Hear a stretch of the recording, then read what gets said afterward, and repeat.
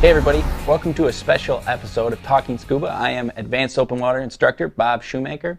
This is a special edition because we're talking about a program that is near and dear to my heart, and that is the Diveheart program. This is a special program that helps people with handicaps become scuba divers. It is great to think that there are people out there that give up their time to help others. This is a great opportunity for individual divers, dive clubs, and other dive organizations to give back to a sport that we care about so very much. My name's Jim Elliott. I'm the president and founder of Diveheart, a nonprofit organization who helps build confidence and independence in children, adults, and veterans with disabilities through scuba diving. We've teamed up with Advanced Scuba here in Holland, Michigan to touch the lives of individuals with disabilities. And behind me we have some folks who just got out of the water and it's helped create a paradigm shift in their life. Now it's not Johnny or Kelly in the wheelchair anymore, it's Kelly the scuba diver from Mary Free Bed Rehab Center, and we're excited to be working with them, and we're really excited about the opportunity to be on Talking Scuba and have you reach out to friends in the scuba industry and tell them about what we're trying to do to change people's lives through scuba diving. My name is Tim Maher, and I own Advanced Scuba in Holland, Michigan. I'm a former military diver and wanted to give something back to my people and that I served with, and we've been working with Diveheart for a couple of years to get this thing, make it all happen with Mary Free Bed, and it's here today.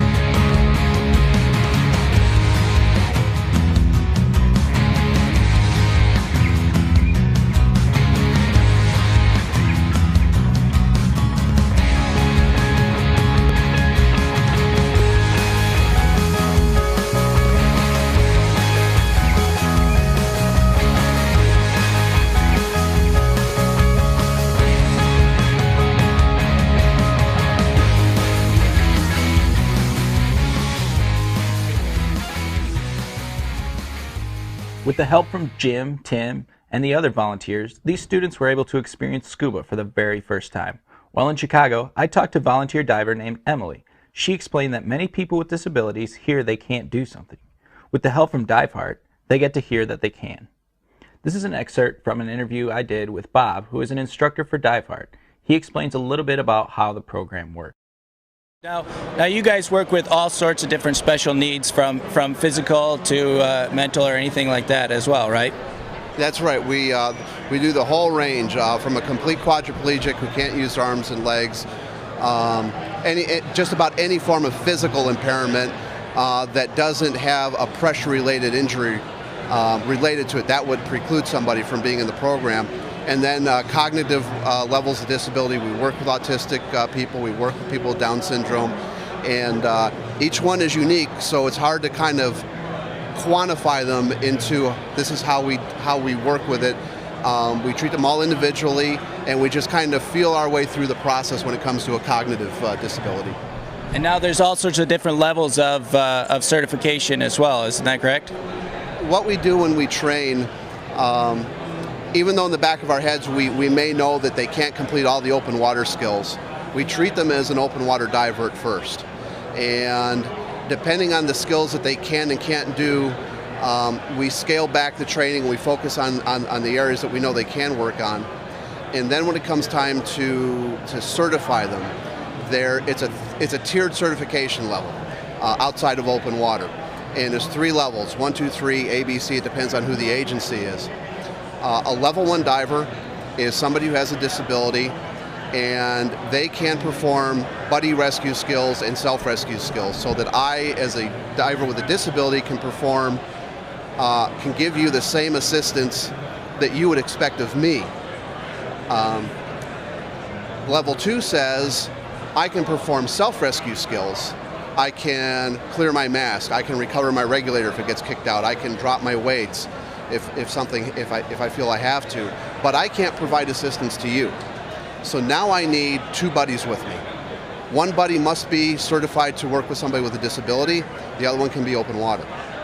Level 3 says, I can't help myself, let alone you, but I can safely use scuba gear.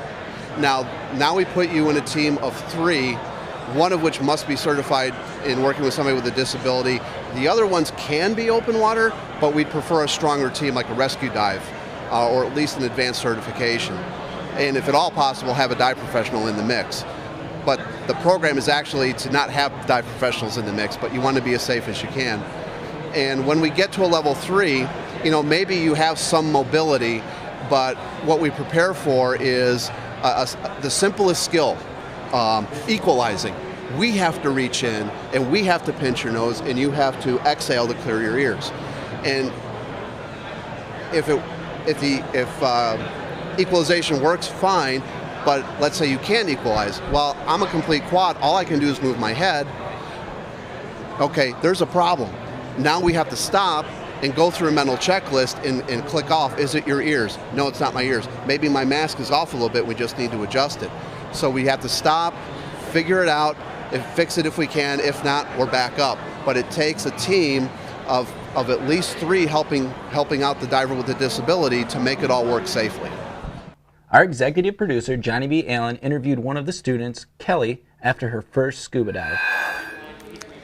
I don't even know how to begin to explain how awesome it was to be in the water. It was a 60-minute pressure relief. I didn't have any pressure on my body. I think the biggest thing that I learned is how equalizing it is.